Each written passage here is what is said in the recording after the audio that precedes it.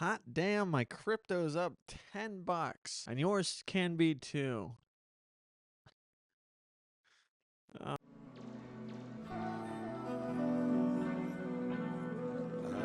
Just a lot to make it through the day, but I burn my time and watch it fade away. The sky turns up, the light just goes opaque. A garden grows in time and what the other. Oh man. Wow. Episode 13, guys. 13 of these done. 8 months. That is truly expected from manic highs and lows of just ambition. Wow. If you're paying any eyes to the old video format, my blanket ladder is missing the top blanket. You don't house drunk women from bars and tuck them in onto your sofa and have no game plan going forward because they wake up and leave with your blanket. Very soft blanket too. That's fine. Last time I did one of these, I didn't quite conceptualize an ego death. I don't even know if mine died. I still think I'm better than each and every one of you by a landslide. Not even close. I am God. Yes. Yeah, I don't know. I had a big thing where I was only filming clips. I would take 2 minutes per video and I would try to say something funny. That way every quote unquote clip hits. Now that I'm not doing that, I still hope that there's something there for each clip that I do post. It was just internal feeling versus external noise. They say post 3 clips a day, yada yada, blah blah blah. That's external. I don't have to do that. And there's a lot of things, external noise. I cut out much of it. I turned my iPhone 15 Pro into a dumb phone, and the most common response to that is, "Ooh, you didn't wait until you got the 16." So it just goes through one ear and out the other. That's fine. External noise can still exist in your interest and in comedy and the world of content and creating. And so I don't have to post clips. That's a weight off my shoulders. My back. Let's hope that more weight in a more anxiety-inducing way will be lifted. I'm excited to see myself grow because Josh Glore doesn't exist. I couldn't begin to tell you who the hell Josh Glore is. The You highest probably power. don't exist either. But you and I both have these internal feelings, like, and thoughts. A banana. I can't tell you who Josh Glore is, but I could maybe tell you a thing or two that might make him happy, might upset him, might make him sad, might make him mad. Kathy. I can definitely tell you a thing or two before I can begin to conceptualize who the fuck Josh Glore and whatever mask he wears is. And I think I should be going forward with everything like that. Just like Internalization, as my friend Mac calls it, internalization. I don't know how he spelled it out, but it sounded like that. And those clips, that's a process, that's work. And this is not. This is just me going on about nothing for an extended period of time where I maybe might make it fun for you, but it's definitely fun for me. I'm an alcohol. I'm sure there's a bit of vanity in there, as if I feel like I need to be heard or listened and want people to agree with me. I'm sure that is sprinkled in there to its root. That's how it was planted. I don't imagine it being free of it. Give it 100 episodes, and maybe we'll get there. I don't know, but most importantly, I should be filming these for me. I'm gonna die one day, probably by suicide. Unalive myself. I need some sort of diary. I've tried journaling, and it fails every time. I thought I was onto something this past May. That died quicker than you can say fucking skinny jeans went out of style. I don't know. Which, by the way, I think I'm the only guy that wears skinny jeans. I'm the last of a dying breed, that's for sure. They're not really jeans anymore, they're just kind of pants. Burgundy, by the way. I start my week on Wednesdays, and I like to get the burgundy pants out of the way as soon as possible. I said that at an open mic. Nobody laughed, which, by the way, guys, I'm back in the comedy circuit. That is, wow, Chicago's comedy circuit. Can we give it up for Chicago's comedy circuit? That's not improv. No, improv is good. Improv is good. You think about a podcast it's kind of like a stand-up doing improv, I feel like. Just not like a paid show, or I don't know. I think there's something there. Swing and a miss. what was I talking about? Oh yeah, back in the Chicago's comedy circuit. Let's give it up for them. Great people. I'm not a big shout out guy, but shout out to Matthew Doyle Perez, who will probably never hear his name on this unless I have him adjacent to me on the couch. I'm on a chair, and we're doing an episode of Afternoon Glory. Thank you, Matt. If you don't hear this, thank you for keeping up on me. You were the only one that really did, and I appreciate that. Not that I was fucking hooked up to a iron lung or anything, but it means a lot. It speaks volumes, and that's awesome. And with that being said, getting back into comedy, the bandwidth of comedy is something I've never really practiced. In short, the bandwidth of comedy is writing comedy, doing comedy, rehearsing comedy. Those are like the main ones, but then you're floating in new jokes every night. Okay, you record every set. Nobody laughed at this. Change it to that. Try it to that. Oh, this one worked. Will it work 3, 4, 5 more times in a row? Okay, that works. That's good. Maybe I can hold on to this little chunk until I'm booked to do a showcase or something, and then I'll tighten it up even more. And so it was on top of working 40 hours a week. That fucking swallowed me whole, folks. Hello, Clarice. I have yet to do it, but with this internal cues versus external cues, just do whatever that makes me happy, and I'll move forward from there. So, with that being said, that's my life update. I put $2,000 into crypto that I'll never see again, mostly because my advisor told me to wait, and I didn't wait. That was an external cue that I should have. I guess I didn't say that. Your internal cues and external cues, find and how to blend it, which I don't know how to blend it at all, folks. I would think I'd begin to think in the beginning of all this is you gotta find the part where they meet and you gotta study positive trends from there, and that's how you blend them. So that was I had the money, internal cue. I was told to wait. That's probably where they meet, and I should have waited for another external cue and then put a little bit of money towards there. And then I'm slowly moving away from that point where they meet. Serendipity. Anyways, it doesn't matter. That's my own journey to figure it out, and I will. That's my life update. Episode 13 of Afternoon Glory. I'm skipping current events, although I do want to talk about really quickly Coca-Cola and Oreo collaboration. I think it's both the cookie itself and the drink. An Oreo that tastes like Coca-Cola and Coca-Cola that tastes like Oreo. Sins. Very curious if Tim Dillon has already done this. That's interesting. There's some disgusting person out there that is like, wow, my two favorite things exist. Gilmore Girls? I don't know where the reviews went. That was a once-in-a-lifetime thing. Let's check Amazon real quick. I order like toilet paper, laundry soap, cat litter. I order all the big, awkward, bulky items that you'd go grocery shopping for on Amazon. And it's a very discounted price. But things like, one time I saw a 8-pack of bubbly water on there, and it was like $24. I don't know. These Oreos are $43.50. It looks like a 3-pack. Diversified portfolio. Which is just insane. Is that what the reviews are going to be about? Somebody named Coots said, these new flavors are awesome. 5 stars. Didn't care that it burned a hole in my finances because these new flavors are sick. Somebody said, Rachel, 1 star, not good. Tastes like you had just put on Coke flavored lip balm and licked your lips. Bad reporting. It's not that bad, honestly. Only 2 reviews on the $43 3-pack of Coca-Cola Oreos. And it was stuff like that. I was now more curious on the Oreo flavored Coca-Cola. All right, so this one's got the same amount of reviews, and out of all the reviews, we're kind of on the same page. Wooly said, best of the weird flavors so far. Of course, I had to try this despite hearing about it, thinking potentially dubious flavor combo. To my surprise, it is far and away the best of the limited edition flavors that Coke has been trickling out of the market in the past couple years. Oh boy, I imagine it's reminiscent of old drugstore chocolate sodas, though I have no way of confirming that. Somebody has done research for writing a book. Still, it's impressively drinkable, and I will try to get my hands on it more as soon as possible for fear of it being in short supply. I agree with others that this would make an excellent permanent flavor. Wow. Well, there's only one other person to agree. That's Ryan B., which I knew a Ryan B. growing up in Hicksville, Ohio.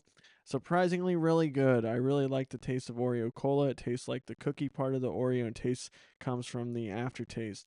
I like it more than I thought. Wish it could be a permanent flavor. So we got Wooly and Ryan B. Double trouble.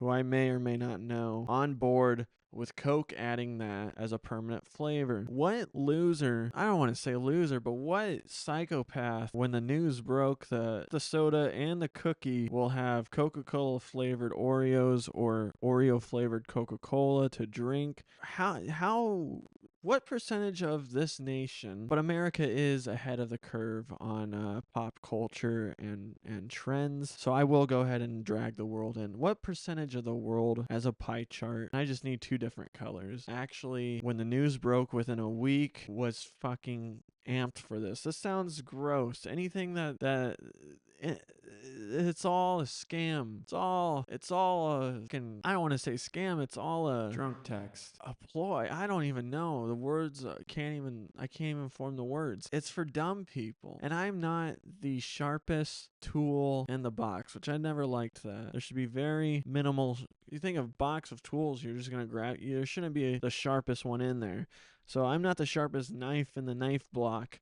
And that's by tenfold. Anything, any collab flavor, it's just insane. The flavors that they come out with on their own lab without marketing and campaigning with other people, which I don't know. Nabisco, the people that are Oreo. I don't know if Coke, I don't know if they're under each other's umbrella. I cannot confirm nor deny that. PhD. I guess it's easier if they're under the same umbrella, but I do think it's just the company itself. Whoever owns who is just bored. They're bored of their normal product because half the time these reviews fucking suck. She didn't mean it. Minus Wooly and Ryan B, the two people that were kind enough to leave a message for the Oreo flavored Coca-Cola. And it seems like that one's the better one than the Coca-Cola flavored Oreo. That one seemed like it was very hit or miss in other reviews that I read prior to just doing it now. It just seems like they're bored, and I want the change back. Not to get entirely too serious, but if you're bored and you're coming up with what is clickbait but for food, junk food, Drama lives in the body. American foods have the time to do that. It just says something. It's just, like, don't get me wrong. I put down an entire sleeve of regular double stuffed Oreos. Great cookie. It goes better the longer you don't have it. Fucking Pix. My God, what a genius cookie. It just is insane to me. It truly is. I feel like it is for dumb people, and I feel like that does speak volumes for the people behind it. Red light. They're just fucking bored of their own product, and if you're bored of your own product, it should fucking fail. Fulfill the prophecy. Or find some new hands to be entrusted in. I don't like that. It's like me bored of podcasting, so I do clips.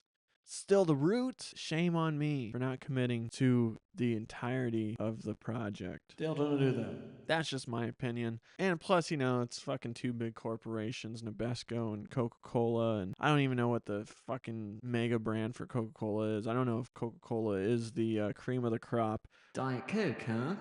Big corporations genuinely tend to fucking suck and are evil, and it doesn't surprise me that they're trying to dupe $43, especially being on Amazon, for a 3-pack of cookies that are hit or miss to certain taste buds. Soda, on the other hand, I wish I had one. Just hand over the gizmo. Given to me, of course. You know what? I say all this, and I'd still be dumb to buy one. If I knew I was going to go on a tangent about that, I would have had one and I would have tried it. And yet, I would have bought it. I would have fell into it. And you know what? I'm okay with being stupid. I might buy one and we'll try it on the next episode. I will cry about it one last time. All that being said, the next episode actually could be my very dear friend Mac Turner coming to visit me. I got him a first class ticket from DIA to old Midway. You want to live in a city that has 2 airports. Once in a lifetime. I ain't living nowhere that doesn't have 2 airports because I'm insane and I love traffic. I don't do rats. I got him coming to Midway. He's going to hop on the Orange Line, and he is coming to town, the Windy City. Baseball. We're going to go see a comedian who's taping a special, and maybe we'll see that special where he taped it in front of us. Who knows? It's Joe List. He has already confirmed. There's 2 Zanies in the Chicagoland area. There's one in Rosemont, which is a little suburb by I don't know if it's little or not. It's by O'Hare Airport. And then he decided to go to Zany's in actual Chicago and tape there too. So maybe the one where he chose to tape outside of Chicago, that's just a bigger room. So maybe we won't even get to see the final product, and it won't be so special. So thank you, Joe List, for stripping that experience I was looking forward to. I appreciate that. You of all people, I did not think was going to be at the top of my list, but you're no better than these corporations, Joe List. All those posters are in my room. So I got old Mac coming. I've had a few people just happen to be in Chicago that I know, and I got to see Travis within a week. He was just in Chicago. Got to see him. That was the most exciting one because I had the world at my fingertips. It was an empty canvas. I was like, wow, me and Travis Peterson playing beer pong in Chicago. I never pictured it like this. Empty soda can. And then next on the platter was old Matt Banky. He happened to be in the Chicagoland area. Got to see him. Had some beers, hung out, got food 2 different places near my house. My friend Sarah, she fell in love with Chicago. Reminds me of when I first visited Chicago. And she might be moving here. I don't know if I'm supposed to say that, Sarah. I know you hopefully still watch this or listen to it.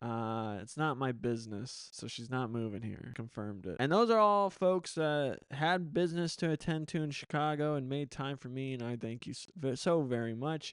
But this time it's different. Old Mac is coming because I paid for the flight, and he's truly coming to spend some time with me for a weekend. And also, I threatened to kill myself if he couldn't make the flight. Which wire?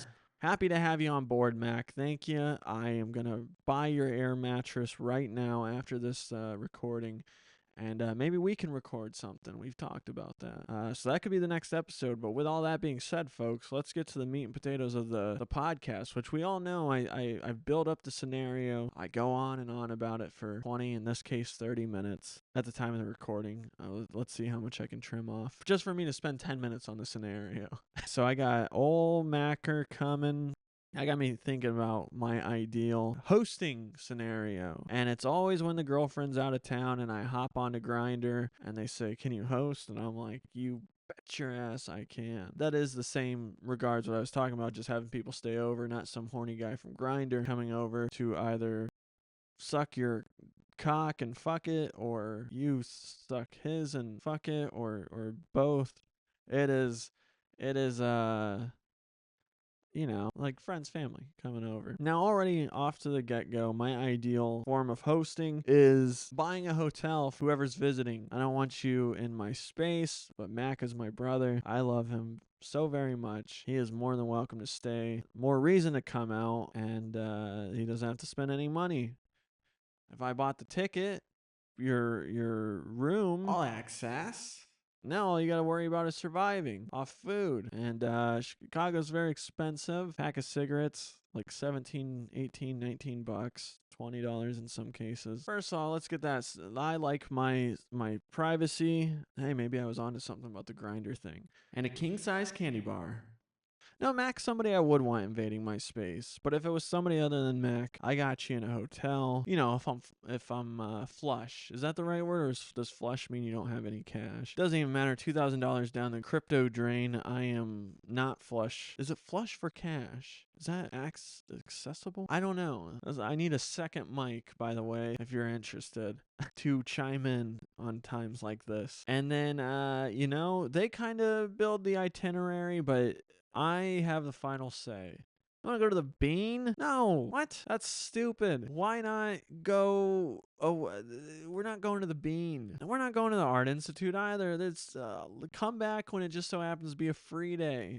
I don't have to pay anything. I feel like it's good not to call the shots. Also, you're a bad host, which I never said I was a good one. Skin in the game. I would want the itinerary to be 70% of what do you want to do, and 30% of, all right, here's some things that we're gonna do. Although that's coming from somebody that knows the city. I don't know the city that well. Operator, please. I guess what that can also be a metaphor for is, here's just 30% of my interest is gonna trump 70% of yours, and that's very vain to think. Hawk isn't dead.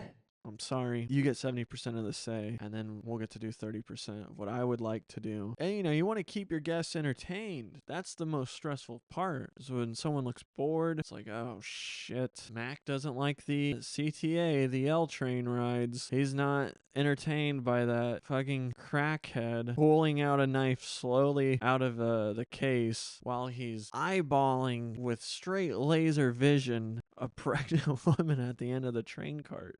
That's not entertaining enough for you? We got to get off the next stop. Wasn't a stop that I had anything planned for. I guess we'll just go by the seats of our pants and find a 4 a.m. bar and drink a gallon of Old Style. Which that's going to be interesting, folks, as I'm hosting and I'm not drinking. That's a little intimidating, but Mac is very, very supportive. As he's my brother, so I wouldn't expect him not to be. But in a more ideal scenario, how much does my guest, do I want them to be big drinkers? Probably not at this point in my recovery. Probably not to where like I'm overwhelmed so much of being a decent host, or I just like, give me the bottle. She's terrible. She's good. I like it. So that's not good. So I'd probably want somebody very supportive at this point, but let's just say I got that figured out. Then I guess I do got to take controlling liberties of the itinerary. Oh, he wants to drink, but I'm not drinking. That's not his fault. Let's go to the Lincoln Park Zoo, but let's do it on a night where they're teaming up with one of many breweries, and it'll be a micro brew tasting Lincoln Park Zoo Fest or some shit. I don't know. I guess ideally, probably want somebody that doesn't want to come to Chicago to drink. A geologist? That's hard. It's a big drinking city. I understand if you're struggling with your sobriety in a Midwest town or a drinking city like Chicago. It is fucking hard. But you do it. You do it. And a disclaimer, I'm going to be making many relapse jokes. Just assume I'm still on the wagon unless if I say otherwise. Damn. Not in this episode, just going forward. And so we got him in a hotel. We got 30% creative liberties with the itinerary, and we got somebody that shouldn't overindulge in drinking. So far, I like that. With trips, is there gotta be a hosting? Is there gotta be a main event? I guess in this case, this weekend, Mac and I's main event would be the Joe List show. Does there have to be something like that, or can it just be fun, yada, yada, yada, all sprinkled in throughout each day, and there's not like a big attraction? I kind of do like an open itinerary, especially drinking, which I can't do because a judge mandated it.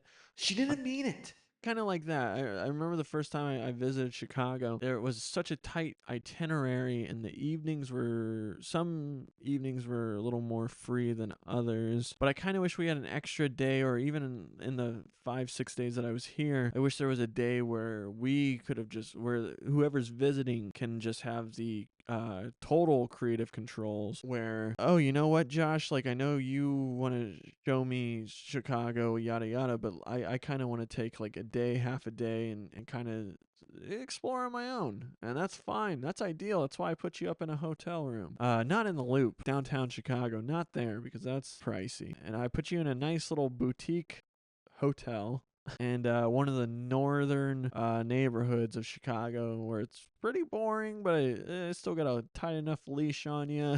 So yeah, I would say like Mac's only here for a week, and it's fly by night. I would want my guests to be like have time for that, especially in such a big city, and different interests at heart. I would that's what I'd want for them. Well, how do you even define that? Is it open itinerary for a day? I don't know. And I take it back. Also, I'm not picking you up mostly because I don't have a car, so that's actually kind of ideal not to have a car when my guests are in town. But the astronaut said.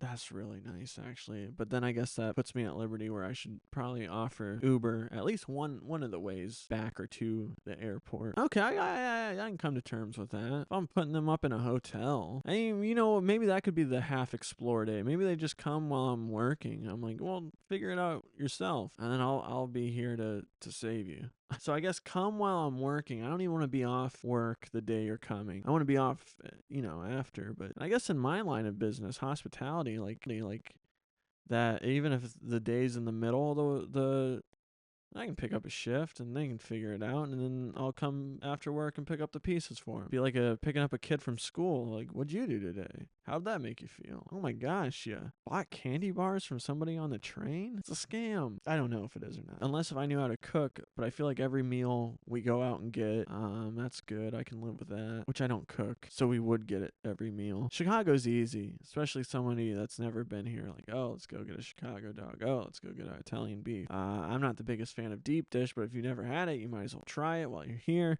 That's fine. Yeah, I can live with that. Chicago's great to host. But with Mac, it's different. He's going to be staying here. But again, I said Mac's somebody that I don't mind invading my privacy. And I almost prefer that I'm not drinking, because then I can't count on myself when it comes time for after that first night, the day of the Joe List thing. I can't count on myself not to be hungover and sleep and then let the day slowly slip by. Sober Josh, I can say, hey, it's 8 a.m. If you're hungover, I got some beer. Not in this fridge, but that fridge. And which, by the way, some people don't like keeping alcohol near them when they're walking the straight and narrow. I don't mind it every time I've quit drinking. Which, by the way, 3 times I've hit 30 days this year on top of a 98-day stint and a 37-day stint, and now I'm at like 30, might be 40 something. Kudos to me. I don't even think about the stuff anymore. But anyways, I keep some in my bedroom fridge where I have historically kept beer. No witnesses. And I think about it in terms of hosting. I was like, well, what if I have somebody over and they want a beer? The other 2 times I got rid of it. This time, for a while, like a month. Not this time. I guess I'm fading away from that first month. So I guess at any second. But I guess I want coming into town, so I'm gonna keep it. Yeah, I'm just not tempted. Like, even on shit days, I'm just like, oh, it is in there. But I know why I don't drink anymore. It's because I'm a fucking loser and I drink by myself, and I don't like that. And so if I have one of those tough days and I'm like, well, I'm like instantly reminded, like, I'm already by myself. It's one thing to be in public and be like, ooh, boy, this could spiral into you turning. The moment you leave the setting with people you know, you're doomed, buddy. It's like I've already skipped that hard part of temptation. I don't know. Every person's different. Just hand over the gizmo. Yeah, I'd be like, oh, you're hungover, Mac? I can get yourself a beer. I'll put on some coffee. And like Mac's like, this is the difference between Mac. Mac's like, I'll drink that beer. I'll get back on my feet. Not that he's like needs it to survive, but like he went in Rome situation and was like, you drink that beer, I'll put on the coffee. And he drinks that beer and then has a cup of coffee. And then me, I'm like, oh, skip the coffee. I already got alcohol in my system. Let's keep drinking. That's not only the difference between Mac and I, but somebody who's not a raging alcoholic and is. But yeah, I'm super stoked. This was a horrible episode back. Thankfully, that's what episode 13s are for. And then maybe we'll be shooting the shit with Mac on episode 14. I don't know. I've never had anybody. It's been a long time since I edited a 2-man podcast.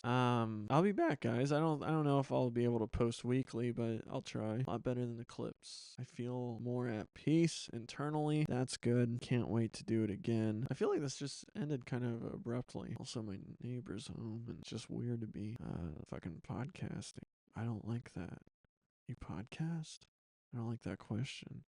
No, I don't. Alrighty. Episode 14, I'm coming for you. See, I never thought I'd get to say that, because I never thought I'd do episode 13. We're breaking down the barrier, folks. Glad to be back. Got to do something new about the intro. I don't even live in that space. I live in the space, but different setup, different. I'm minus a cat since the intro. So, but until then, thank you for waiting ever so patiently. Yeah, let's keep doing it. If you want me to be, then I think you should leave.